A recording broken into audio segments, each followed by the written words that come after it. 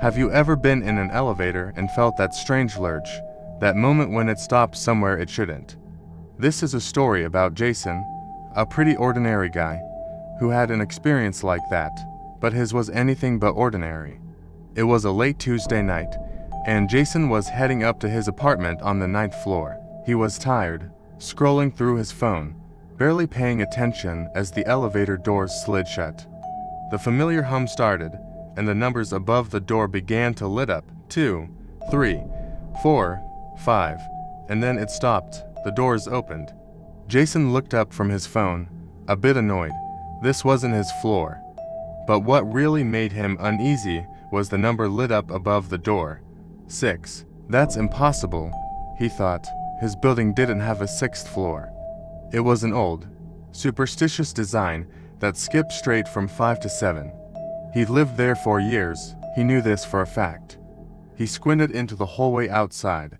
It was completely dark, a kind of deep, consuming blackness that his eyes couldn't adjust to. It felt like looking into a void. A strange, metallic smell, like old blood and rust, wafted into the elevator.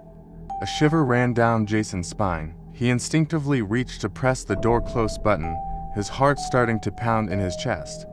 But just as his finger was about to make contact, he saw it.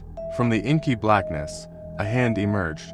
It was pale, almost translucent, with long, spindly fingers that seemed to stretch unnaturally. Then another hand appeared, identical to the first. They weren't moving quickly, but with a horrifying, deliberate slowness, they reached into the elevator, gripping the edge of the door frame. Jason was frozen in terror. He couldn't scream, couldn't move, couldn't even breathe. The hands were cold, so cold he could feel the chill from where he stood. He saw the skin was wrinkled and gray, like something that had been submerged in water for far too long. He tried to stumble backward, but his legs wouldn't obey. Then, with a sudden, terrifying strength, the hands latched onto his arms. The grip was like iron, and the cold seeped into his bones, a paralyzing cold that felt like death itself. He finally found his voice and let out a choked cry for help, but it was too late.